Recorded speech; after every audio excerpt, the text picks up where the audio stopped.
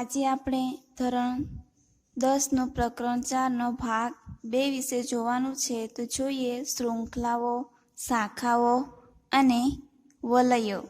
કે આપણે આગળ જોઈ ગયા કે કાર્બન અને હાઇડ્રોજન જે છે એ શૃંખલાઓમાં પણ ગોઠવાય છે, શાખાઓમાં પણ ગોઠવાય છે અને વલયોમાં પણ ગોઠવાય છે. તો એના ઉદાહરણો અહીં આપેલા છે. આપણે જોઈએ કોષ્ટકમાં કે કાર્બન અને હાઇડ્રોજનના સંતૃપ્ત સંયોજનોના સૂત્ર અને બંધારણો.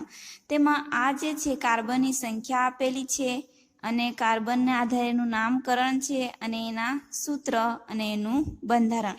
તો મિત્રો મિથેન છે, મિથેનમાં ફક્ત એક જ કાર્બન હોય છે જ્યારે હાઇડ્રોજનની સંખ્યા 4 અને એનું બંધારણ આ રીતે શાખાઓમાં ગોઠવાય છે. આનું નામ છે મિથેન, કાર્બનની સંખ્યા છે 1. એ જ રીતે બીજું જોઈએ કાર્બનની સંખ્યા 2 જેનું નામ છે ઇથેન, એનું સૂત્ર છે C2H6 અને એનું બંધારણ પણ શાખાઓમાં ગોઠવાયેલું જોવા મળે છે. કાર્બનની સંખ્યા 2 અને હાઇડ્રોજનની સંખ્યા 6.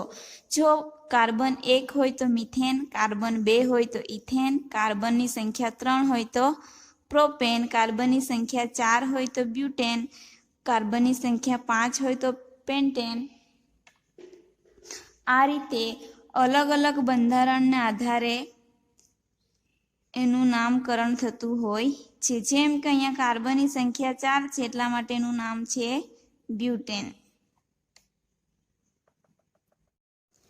કાર્બન શૃંખલામાં ગોઠવાયેલું છે કે શાખામાં ગોઠવાયેલું છે કે વલયોમાં, એના ઉદાહરણ અહીંયા આપણને આપેલા છે. કે બ્યુટેનનો અન્ય રીતે વિચાર કરીએ કે બ્યુટેન જે છે, બ્યુટેન એટલે કે કાર્બનની સંખ્યા 4 હોય તેવું. જો આપણે 4 કાર્બન પરમાણુઓથી કાર્બન માળખું બનાવીએ તો આપણે જોઈએ કે 2 જુદા જુદા માળખા બની શકે. કે આ રીતે જો લાઈનમાં કાર્બન ગોઠવાયેલા હોય તો એ એક હરળમાં સુરેખામાં ગોઠવાયેલા છે, એક પછી એક જોડાઈને આ રીતે ગોઠવાયેલા હોય તો આ કાર્બનની સંખ્યા 4 છે પરંતુ આ શાખામાં ગોઠવાયેલા છે. એ જ રીતે કે બાકી રહેલ સંયોજકતાઓના હાઇડ્રોજન વડે ભરપાઈ કરતા, એટલે કે આ જે બાકીની સંયોજકતાઓ છે એ સંતોષાયા વગરની બાકી રહે છે તો એ હાઇડ્રોજન મેળવીને કંઈક આવી બંધારણ બનાવે છે. આ જે બંધારણ છે એ એક હરળમાં ગોઠવાયેલું છે. જ્યારે આ બંધારણ છે એમાં કાર્બનની સંખ્યા પણ 4 છે, આમાં પણ કાર્બનની સંખ્યા 4 છે પરંતુ આની ગોઠવણી જે છે એ શાખીય રીતે થયેલી છે.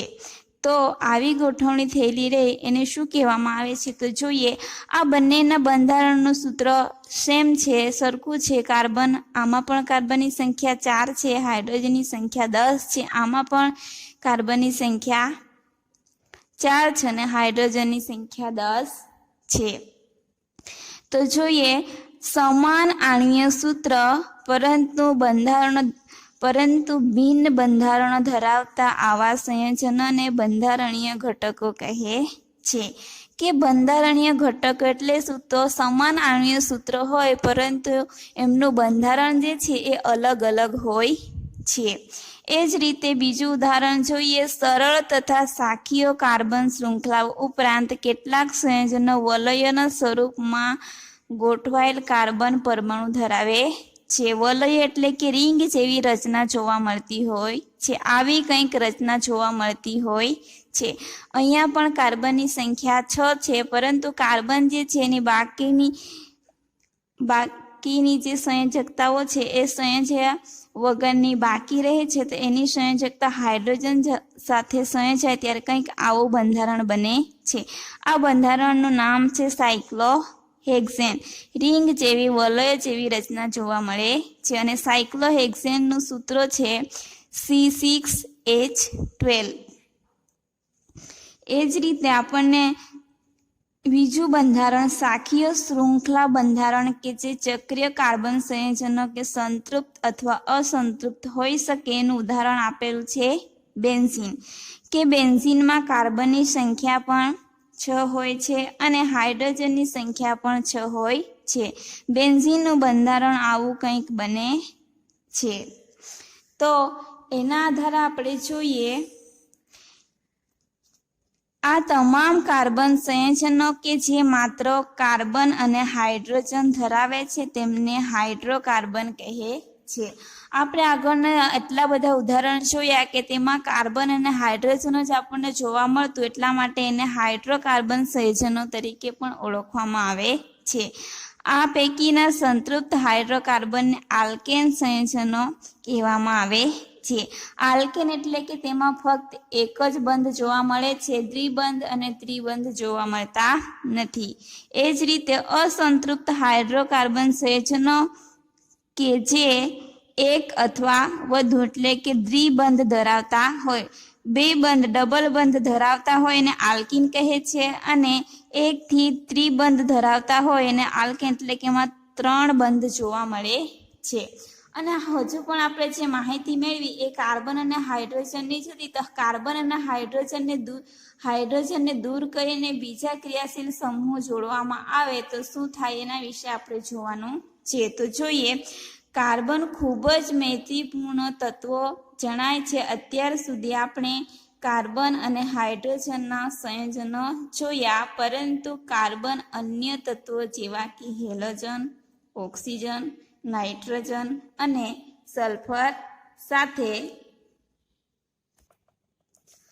પણ બંધ બનાવે છે. હાઇડ્રોકાર્બન શૃંખલામાં આ તત્વો એવી રીતે એક અથવા વધુ હાઇડ્રોજનનું વિસ્થાપન કરી શકે છે જેથી કાર્બનની સંયોજકતા સંધાયેલી રહે. આવા સંયોજનોમાં હાઇડ્રોજનનું વિસ્થાપન કરતા તત્વોને વિષમ પરમાણુ તરીકે ઓળખવામાં આવે છે. ધારો કે કાર્બન,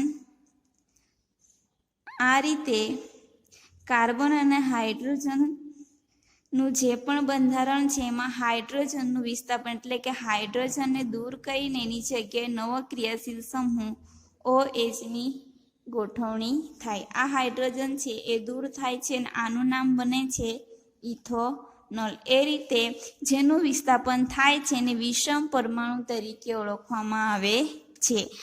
આ વિષમ પરમાણુઓ કોષ્ટકમાં દર્શાવ્યા પ્રમાણેના કેટલાક સમૂહ પણ હાજર હોય છે. એટલે કે હાઇડ્રોજનનું જ્યારે વિસ્થાપન થાય છે ત્યારે આ ક્રિયાશીલ સમૂહમાં જોડાયેલા હોય છે. વિષમ પરમાણુમાં ઓક્સિજનનું ઉદાહરણ છે, પછી હેલોજનનું ઉદાહરણ છે.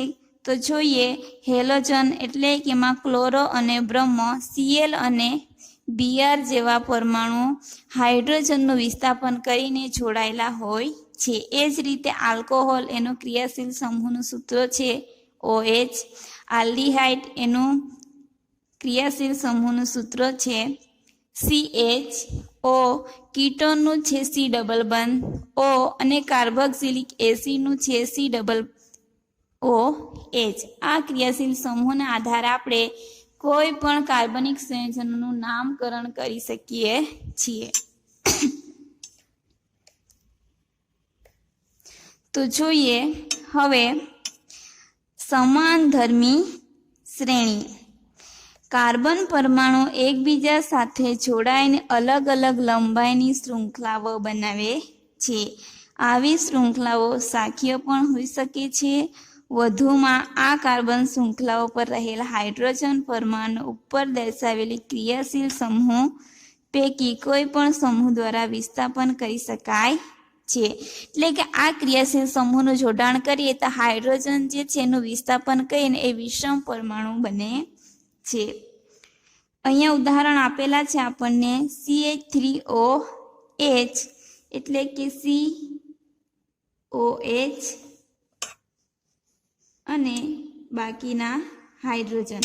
આપણે આગળ જોયું કે CH4 એમાંથી એક હાઇડ્રોજનનું વિસ્થાપન કરીને ક્રિયાશીલ સમૂહ OH જોડાય છે, એટલા માટે આનું નામકરણ થશે મિથેનોલ. એ જ રીતે બે કાર્બન હોય અને OH ગ્રુપ જોડાયેલું હોય તેનું નામ ઇથેનોલ, પ્રોપેનોલ અને બ્યુટેનોલના રાસાયણિક ગુણધર્મોમાં ઘણી સમાનતા હોય છે. અને અહીંયા આપણને સમાનધર્મી શ્રેણી એટલે શું એની વ્યાખ્યા આપેલી છે. સંયોજનોની એવી શ્રેણી કે જેમાં કાર્બન શૃંખલામાં રહેલા હાઇડ્રોજનને સમાન પ્રકારના ક્રિયાશીલ સમૂહ દ્વારા વિસ્થાપન કરવામાં આવેલ હોય તેને સમાનધર્મી શ્રેણી કહે છે. ઉદાહરણ તરીકે CH4 હોય તો આ બંધારણની જગ્યાએ આ હાઇડ્રોજનને દૂર કરીને એની જગ્યાએ OH ક્રિયાશીલ સમૂહનું જોડાણ થાય. એને સમાનધર્મી શ્રેણી કહેવામાં આવે છે. અહીંયા કાર્બનની સંખ્યા અને હાઇડ્રોજનની સંખ્યા વધે અને OH ગ્રુપ ક્રિયાશીલ સમૂહનું એ જ જોડાયેલું હોય છે. તો એમાં અહીંયા આપણને આપેલું છે તો જોઈએ CH4 અને CH2H6. તો આમાં કાર્બન 1 છે જ્યારે આમાં કાર્બન 2 છે. આમાં હાઇડ્રોજન 4 છે જ્યારે અહીંયામાં હાઇડ્રોજન 6. એ રીતે CH2 એકમથી તેઓ જુદા પડે છે. કોણ? તો ઇથેન. હવે એ જ રીતે બીજું કે CH2H6 એ CH3H8 થી જુદા પડે છે. એક એકમનું પ્રમાણ વધી જતું હોય છે. આ રીતે આપણે એક કરતાં વધુ લાંબી શૃંખલાઓ બનાવી શકીએ છીએ. આલ્કીનની સમાનધર્મી શ્રેણી લો. શ્રેણીનો પ્રથમ સભ્ય ઇથેન છે કે જે વિભાગમાં આવી ગયેલ છે. ઇથીનનું સૂત્ર શું છે? આપણે આગળના ભાગમાં જોઈ ગયા કે ઇથીનનું સૂત્ર છે CH અને H. આ રીતે આ જે સૂત્ર છે એ ઇથીનનું સૂત્ર છે. કાર્બન, હાઇડ્રોજન અને ક્રિયાશીલ સમૂહો વિશે આપણે જોઈ ગયા. તો હવે આપણે એ જોવાનું છે કે કાર્બન અને હાઇડ્રોજન પરમાણુની સંખ્યા વચ્ચે કોઈ સંબંધ છે તો કે એમની વચ્ચે ચોક્કસ પ્રકારના સંબંધને આધારે એનું નામકરણ થતું હોય છે. તો જોઈએ આલ્કીનનું સામાન્ય સૂત્ર CnH2n સ્વરૂપે લખી શકાય. તો આમાં CnH2n આવું કંઈક આપણે ઉદાહરણ શીખી ગયા. એનું ઉદાહરણ કે C2H2 ગુણ્યા 2. આ જે છે 2n જે છે એમાં કાર્બનની સંખ્યા હોય એની સાથે 2નો ગુણાકાર થાય. કે ધારો કે અહીંયા કાર્બન 2 લીધા છે અને અહીંયા 2 તો આપેલા છે તો આ 2 કાર્બનનો 2 સાથે ગુણાકાર થાય એટલે આપણને મળશે C2H4. અને કાર્બનની સંખ્યા 2 છે અને હાઇડ્રોજનની સંખ્યા 4 એટલે કે એમાં ડબલ બંધ છે. C ડબલ બંધ C, હાઇડ્રોજન 1, 2, 3 અને 4. આનું નામ છે ઇથીન. એટલે કે આલ્કીનનું સામાન્ય સૂત્રોને આધારે આ આલ્કીનનું ઉદાહરણ બન્યું કહેવાય. એ જ રીતે આપણે બાકીના આલ્કેન અને આલ્કાઇનનું સામાન્ય સૂત્ર પણ બનાવી શકીએ. આલ્કેનનું સામાન્ય સૂત્ર છે CnH2n વત્તા 2. આ જે છે એ આલ્કેનનું સામાન્ય સૂત્ર છે. એ જ રીતે આલ્કાઇનનું સામાન્ય સૂત્ર છે CnH2n -2. જે આપણે ઇથાઇનનું ઉદાહરણ જોઈ ગયા એ આલ્કાઇનનું એક ઉદાહરણ છે. એ જ રીતે આપણે ઇથેનોલ, મિથેન, બ્યુટેન જેવા જોઈ ગયા એ પણ એક આલ્કેનના ઉદાહરણ છે. આલ્કેન જે છે એમાં ફક્ત એકલ બંધ જોવા મળે છે. પછી આલ્કીન જે છે એમાં ડબલ બંધ જોવા મળે છે અને આલ્કાઇન જે છે એમાં ત્રિબંધ જોવા મળે છે. તો જોઈએ કોઈ પણ સમાનધર્મી શ્રેણીમાં આણ્વીય દળ વધે ત્યારે ભૌતિક ગુણધર્મોમાં ક્રમબદ્ધતા જોવા મળે છે. આમ થવાનું કારણ એ છે કે આણ્વીય દળ વધવાથી ગલન બિંદુ તેમજ ઉત્કલન બિંદુ પણ વધે છે. અન્ય ભૌતિક ગુણધર્મો જેમ કે ચોક્કસ દ્રાવકમાં દ્રાવ્યતા પણ સમાન ક્રમબદ્ધતા દર્શાવે છે. પરંતુ રાસાયણિક ગુણધર્મ કે જે ક્રિયાશીલ સમૂહ દ્વારા જ નિર્ધારિત થાય છે તે સમાનધર્મી શ્રેણીમાં એક સમાન જળવાઈ રહે છે. હવે એના આધારે કે આપણે આલ્કેન, આલ્કીન અને આલ્કાઇન વિશે જોયું, તો હવે એનું નામકરણ એટલે કે ક્રિયાશીલ સમૂહને આ ઉદાહરણ સાથે જોડવામાં આવે તો એનું નામકરણ કઈ રીતે કરી શકાય. તો જોઈએ કાર્બન સંયોજનોનું નામકરણ. સમાનધર્મી શ્રેણીમાં સંયોજનોના નામોનો આધાર મૂળભૂત કાર્બનની એવી શૃંખલાઓ પર રહેલો છે કે જેમાં ક્રિયાશીલ સમૂહની પ્રકૃતિ સૂચવતા પૂર્વક શબ્દ સમૂહ આગળ કે પ્રત્યય શબ્દ સમૂહ પાછળ દ્વારા ફેરફાર થાય. ઉદાહરણ તરીકે આપણે આગળ જોઈ ગયા મિથેનોલ, ઇથેનોલ, પ્રોપેનોલ અને બ્યુટેનોલ એનું નામકરણ જે છે અને એના સૂત્ર પણ અહીંયા આપણે જોઈ ગયા. એ જ રીતે એનું નામકરણ કઈ રીતે કરવાનું એની પદ્ધતિ ક્રમબદ્ધ દર્શાવેલી છે. તો આપણે જોઈએ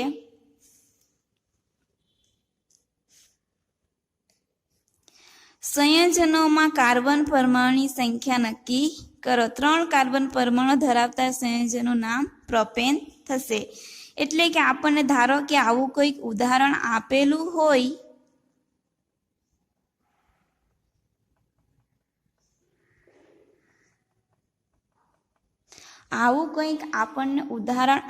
હોય તો સૌપ્રથમ આપણે કાર્બન પરમાણુની સંખ્યા નક્કી કરવી.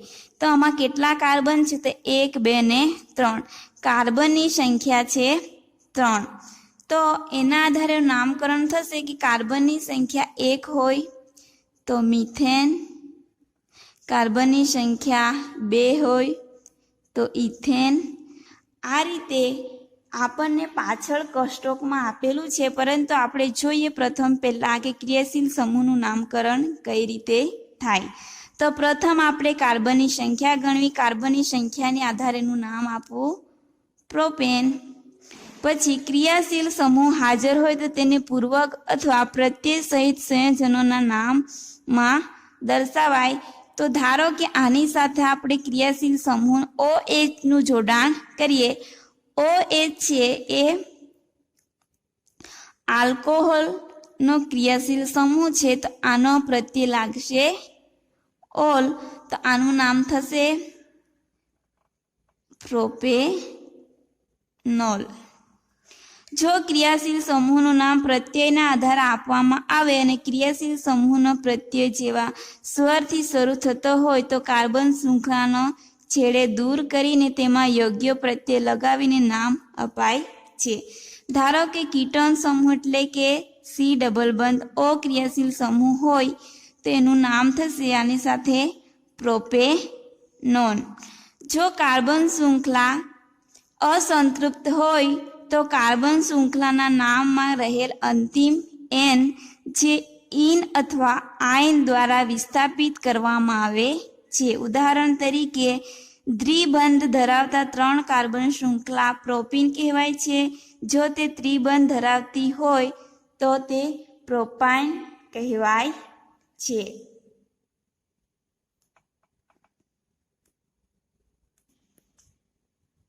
જોઈએ આપણે જે પણ નામકરણની પદ્ધતિ જોઈ એના આધારે અહીંયા ઉદાહરણો આપેલા છે.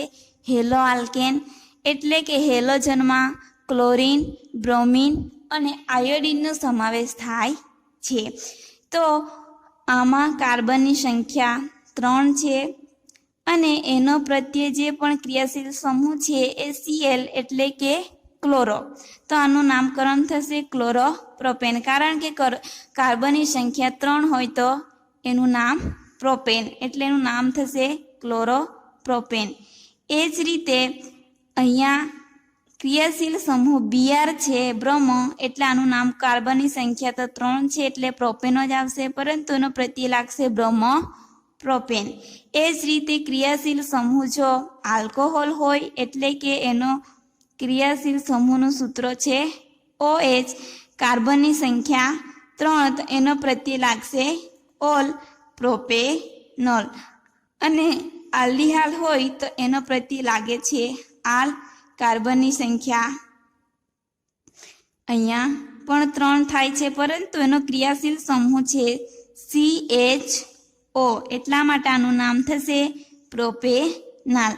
આ રીતે આપણે ક્રિયાશીલ સમૂહનું નામ અને એની જે પણ ક્રિયાશીલ સમૂહનું સૂત્ર છે એના આધારે આપણે કોઈ પણ ઉદાહરણ આપેલું હોય એનું આપણે નામકરણ કરી શકીએ છીએ. એ જ રીતે આપણે જોઈએ કાર્બોક્સિલિક એસિડ, તો એનો પ્રત્યે લાગે છે ઓઇક એસિડ અને એનું ક્રિયાશીલ સમૂહનું સૂત્ર છે COOH. તો આનું નામ થશે પ્રોપેનોઇક એસિડ. એ રીતે આપણને આલ્કીન અને આલ્કાઇનનું ઉદાહરણ પણ આપેલું છે. આમાં આપણે ક્રિયાશીલ સમૂહનું નામ, પ્રત્યય અને સૂત્રો યાદ રાખવાની જરૂર છે. હવે જોઈએ કાર્બન સંયોજનોના રાસાયણિક ગુણધર્મો, કે જે કાર્બનિક સંયોજનો કે કાર્બન અને હાઇડ્રોજન ધરાવતા હોય એને હાઇડ્રોકાર્બન, આલ્કેન, આલ્કીન અને આલ્કાઇન વિશે જોયું. તો એના રાસાયણિક ગુણધર્મો વિશે જોઈએ. તો રાસાયણિક ગુણધર્મોમાં પ્રથમ છે દહન. કાર્બન તેના બધા જ અપર રૂપોમાં હવામાં દહન પામીને કાર્બન ડાયોક્સાઇડ આપે છે અને સાથે સાથે ઉષ્મા અને પ્રકાશ પણ મુક્ત કરે છે. મોટા ભાગના કાર્બન સંયોજનો પણ દહન દ્વારા વધુ પ્રમાણમાં ઉષ્મા અને પ્રકાશ મુક્ત કરે છે. આ પ્રક્રિયાને ઓક્સિડેશન પ્રક્રિયાઓ કહે છે, જેના આપણે આગળના ચેપ્ટરમાં પણ જોઈ ગયા. એના ઉદાહરણ છે કે કાર્બન જ્યારે હવાની હાજરીમાં સળગે છે ત્યારે કાર્બન ડાયોક્સાઇડ વત્તા ઉષ્મા અને પ્રકાશ ઉત્પન્ન કરે છે, જેનું સમીકરણ છે અહીંયા. મિથેન જ્યારે ઓક્સિજનની હાજરીમાં સળગે છે ત્યારે કાર્બન ડાયોક્સાઇડ, પાણી અને ઉષ્મા અને પ્રકાશ ઉત્પન્ન કરે છે. એ જ રીતે ઇથેનોલ પણ જ્યારે હવાની હાજરીમાં ઓક્સિજનની હાજરીમાં સળગે છે ત્યારે કાર્બન ડાયોક્સાઇડ, પાણી સાથે ઉષ્મા અને પ્રકાશ ઉત્પન્ન કરે છે, જેના સમીકરણ અહીંયા આપેલા છે. બુકમાં સમીકરણ સંતુલિત આપેલા નથી, આપણે જાતે સંતુલિત કરીને સમીકરણને જોઈ લેવા જોઈએ.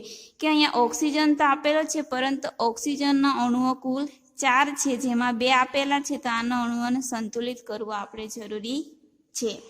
એ જ રીતે આપણે જોઈ ગયા સંતૃપ્ત હાઇડ્રોકાર્બન, અસંતૃપ્ત હાઇડ્રોકાર્બન અને તેના ઉદાહરણો કે જે કઈ જ્યોતથી સળગે છે, કે એ દહન થાય છે ત્યારે શું ઉત્પન્ન થાય છે આપણે જોઈએ. સામાન્ય રીતે સંતૃપ્ત હાઇડ્રોકાર્બન સંયોજનો કાળા પરંતુ ધુમાડા રહિત જ્યોત આપે છે. ધુમાડા રહિત જ્યોત આપતું ઉદાહરણ હાઇડ્રોકાર્બન છે. સંતૃપ્ત હાઇડ્રોકાર્બન એટલે કે જેમાં ફક્ત એક જ બંધ હોય, જ્યારે અસંતૃપ્ત હાઇડ્રોકાર્બન સંયોજનો ખૂબ જ કાળા ધુમાડા સાથેની પીળી જ્યોત આપે છે, એટલે કે જેમાં દ્વિબંધ અને દ્વિબંધ ધરાવતા હોય એવા સંયોજનોને અસંતૃપ્ત હાઇડ્રોકાર્બન કહે છે. તેના પરિણામે આપણને કોઈ પણ વસ્તુ હોય કે તકતી એના પર મેશ જમા થયેલી જોવા મળે છે. કે જ્યારે આપણે કોઈ પણ ચૂલા પર વસ્તુ બનાવીએ છીએ ત્યારે ઓક્સિડેશન એટલે કે દહનની ક્રિયા બરાબર થતી નથી, એના કારણે મેશ જમા થયેલી જોવા મળે છે. હવાનો પુરવઠો સીમિત કરતા સંતૃપ્ત હાઇડ્રોકાર્બનનું પણ અપૂર્ણ દહન થઈ કાળી મેશ જેવી જ્યોત ઉદ્ભવે છે. ઘરમાં ઉપયોગમાં લેવાતા ગેસ કેરોસીન સ્ટવમાં હવા માટે પ્રવેશ માર્ગ હોય છે, જેના પૂરતા પ્રમાણમાં ઓક્સિજનયુક્ત દહન પામી ધુમાડા રહિત ભૂરી જ્યોત આપે છે. ક્યારેક તમે જોયું હશે કે વાસણના તળિયા પર કાળા થતા જોયા હશે. એનો અર્થ એવો થાય કે સંપૂર્ણ દહન નથી થતું, એટલે કે સંપૂર્ણ પ્રમાણમાં ઓક્સિજન મળી રહેતો નથી. ઓક્સિજન મળવાનો માર્ગ જે છે એ અવરોધાય છે. બળતણનો વ્યય થાય છે. કોલસો તથા પેટ્રોલ જેવા બળતણોમાં થોડી માત્રામાં નાઇટ્રોજન તેમજ સલ્ફર હોય છે, જેના દહનને કારણે સલ્ફર તથા નાઇટ્રોજનના ઓક્સાઇડનું નિર્માણ થાય છે, જે પર્યાવરણના મુખ્ય પ્રદૂષકો છે, સલ્ફર તથા નાઇટ્રોજનના ઓક્સાઇડ. હવે જોઈએ ઓક્સિડેશન પ્રક્રિયા, કે જેમાં આલ્કોહોલ કાર્બોક્સિલિક એસિડમાં રૂપાંતર થાય છે. જ્યારે ઇથેનોલનું આલ્કલાઇન પોટેશિયમ પરમેંગેનેટ સાથે કે એસિડિક પોટેશિયમ ડાયક્રોમેટ સાથે જ્યારે આલ્કોહોલનું ઓક્સિડેશન થાય છે, ત્યારે આપણને શું જોવા મળે કે ઇથેનોલનું જ્યારે આલ્કલાઇન પોટેશિયમ પરમેંગેનેટ અથવા એસિડિક પોટેશિયમ ડાયક્રોમેટની હાજરીમાં જ્યારે ઓક્સિડેશનની પ્રક્રિયા થાય છે, ત્યારે આપણને ઇથેનોલ મળે છે, કે જેને આપણે કાર્બોક્સિલિક એસિડનો સમૂહ છે એવું કહી શકીએ. જોઈએ કેટલાક પદાર્થ અન્ય પદાર્થમાં ઓક્સિજન ઉમેરવા માટે સક્ષમ હોય છે, જેને ઓક્સિડેશન કરતા કહે છે. અને કેટલાક પદાર્થ એટલે કે એમાં પોટેશિયમ પરમેંગેનેટ અને પોટેશિયમ ડાયક્રોમેટ ઉદાહરણ તરીકે આવી શકે. આલ્કલાઇન પોટેશિયમ પરમેંગેનેટ અથવા એસિડિક પોટેશિયમ ડાયક્રોમેટ આલ્કોહોલનું કાર્બોક્સિલિક એસિડમાં ઓક્સિડેશન કરે છે, એટલે કે આ ઇથેનોઇક એસિડ બનાવે છે. ઇથેનોઇક એસિડ, કારણ કે કાર્બોક્સિલિક ગ્રુપનું ક્રિયાશીલ સમૂહનું અહીંયા સૂત્ર બને છે. તે શરૂઆતની સામગ્રી એટલે કે પ્રક્રિયકમાં ઓક્સિજન ઉમેરે છે, તેથી તે ઓક્સિડેશન કરતા કહેવાય છે. એ જ રીતે આપણે જોઈએ યોગશીલ પ્રક્રિયા, કે પેલેડિયમ કે નિકલ જેવા ઉદ્દીપકની હાજરીમાં અસંતૃપ્ત હાઇડ્રોકાર્બનમાં હાઇડ્રોજન ઉમેરાઈને સંતૃપ્ત હાઇડ્રોકાર્બન બને છે.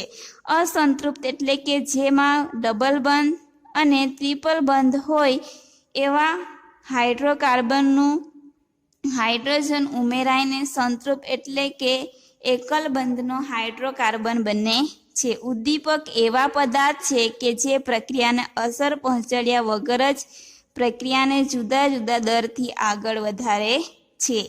આ પ્રક્રિયાનો ઉપયોગ સામાન્ય રીતે વનસ્પતિ તેલના હાઇડ્રોજનીકરણ નિકલ ઉદ્દીપકના ઉપયોગ દ્વારા થાય છે. કે વનસ્પતિ તેલ જે છે એનું હાઇડ્રોજનીકરણ કરવા માટે ઉદ્દીપક તરીકે નિકલનો ઉપયોગ થાય છે. અને જ્યારે નિકલનો ઉપયોગ કરવામાં આવે છે ત્યારે વનસ્પતિ તેલ સામાન્ય રીતે લાંબી અસંતૃપ્ત કાર્બન શૃંખલા ધરાવે છે, જ્યારે પ્રાણી ચરબીમાં સંતૃપ્ત હાઇડ્રોકાર્બન શૃંખલા હોય છે. તો અહીંયા આપણને આપેલું છે કે વનસ્પતિ તેલ અને પ્રાણી ચરબીમાં રૂપાંતર પામતું હોય છે. કે વનસ્પતિ તેલ જે છે એ સ્વાસ્થ્ય વર્ધક છે, જ્યારે પ્રાણી ચરબીમાં સંતૃપ્ત ફેટી એસિડ હોય છે, જે સ્વાસ્થ્ય માટે નુકસાનકારક છે. ખોરાક રાંધવા માટે અસંતૃપ્ત ફેટી એસિડ ધરાવતા તેલ પસંદ કરવા જોઈએ.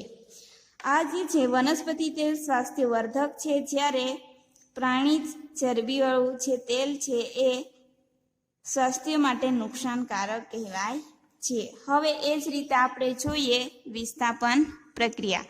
સંતૃપ્ત હાઇડ્રોકાર્બન અત્યંત બિનપ્રતિક્રિયાત્મક હોય છે અને મોટાભાગના પ્રક્રિયકોની હાજરીમાં નિષ્ક્રિય હોય છે. સૂર્યપ્રકાશની હાજરીમાં હાઇડ્રોકાર્બનમાં ક્લોરીન ઉમેરવાની પ્રક્રિયા ખૂબ જ ઝડપી થાય છે. ક્લોરીન એક પછી એક હાઇડ્રોજન પરમાણુનું વિસ્થાપન કરે છે. તેને વિસ્થાપન પ્રક્રિયા કહેવામાં આવે છે. કે મિથેન જે છે CH4 એનું જ્યારે Cl2 સાથે પ્રક્રિયા થાય ત્યારે અહીંયાથી એક હાઇડ્રોજનનું વિસ્થાપન કે CH4 છે એમાં CH3 અને એની જગ્યાએ Cl2 બને છે અને એક હાઇડ્રોજનનું વિસ્થાપન કરીને હાઇડ્રોજન ક્લોરાઇડ કે HCl બનાવે છે. એ જ રીતે આ બને છે